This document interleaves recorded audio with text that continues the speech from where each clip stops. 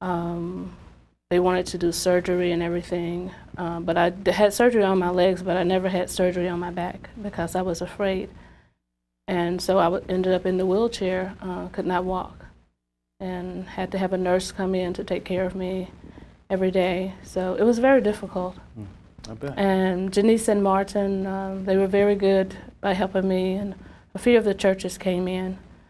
But I remember them constantly coming to get me, to take me to healing services. And to a point of where I didn't want to go back to another healing service. I hear you.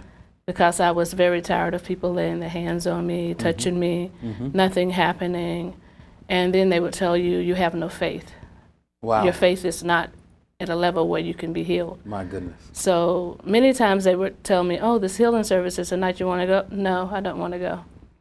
And so the last time I went with them to, it was a place in Clinton, I believe.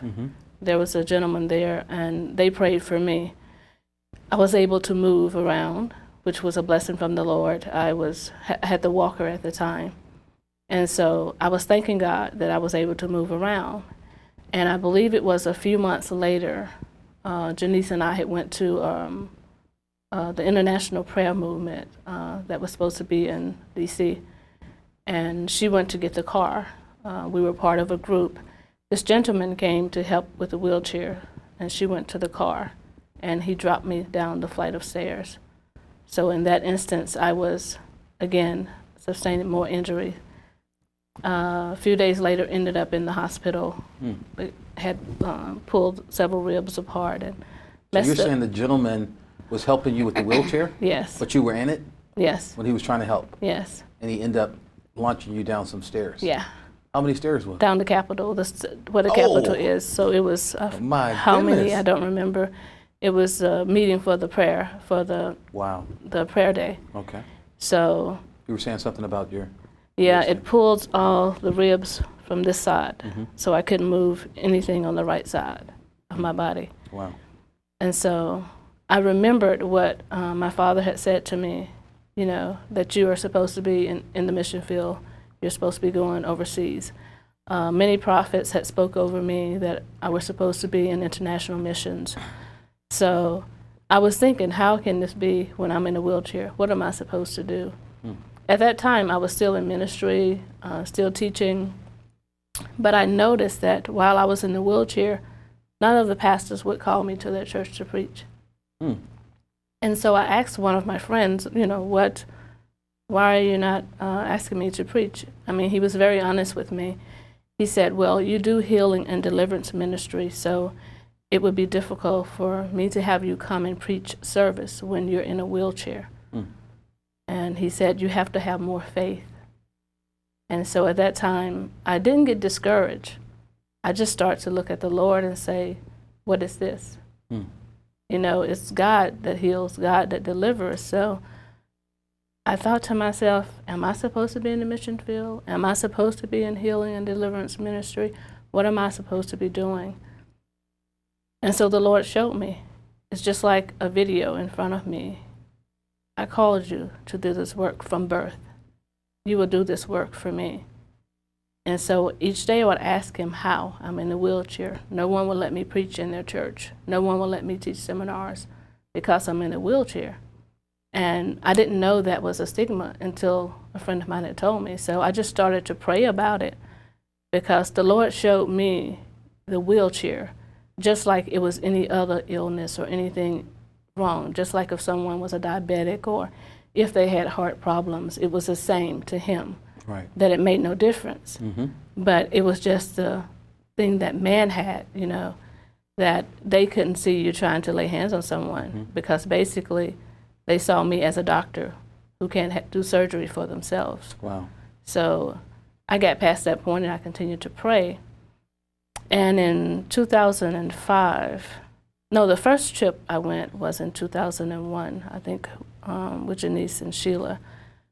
We had went to Tanzania. That was before when I had gotten some healing and went through electric shock. We had gotten to Tanzania. We did some missions ministry there. And when we did the work, I noticed that I was doing better. I was feeling better. I couldn't walk far or anything, but I could at least move a little.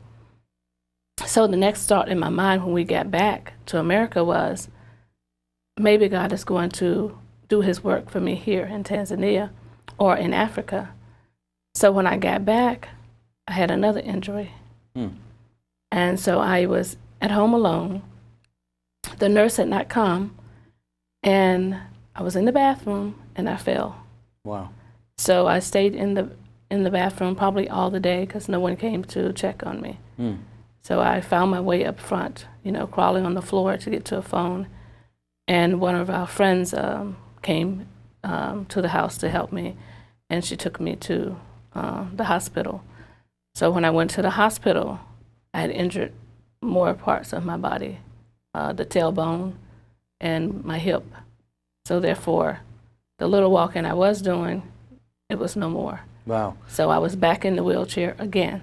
Wow. So it's like a repeat, like 3 times. And so at that point, I stayed in the wheelchair for a long time, going through treatment and physical therapy. And leading up to 2005, when the doctor had given me a report that you have 3 to 6 months to live, and I didn't receive it. They were telling me about the surgery. They would, you know, drill holes in my neck and insert cement in those discs that was damaged. And then after that, I still was not guaranteed that I would survive or I would be able to walk. Wow. So I went to my pastor. I took the information to them and told them what was happening. And I told them I'm going to Africa in October. They looked at me and both of them said, no, you cannot, you're too sick.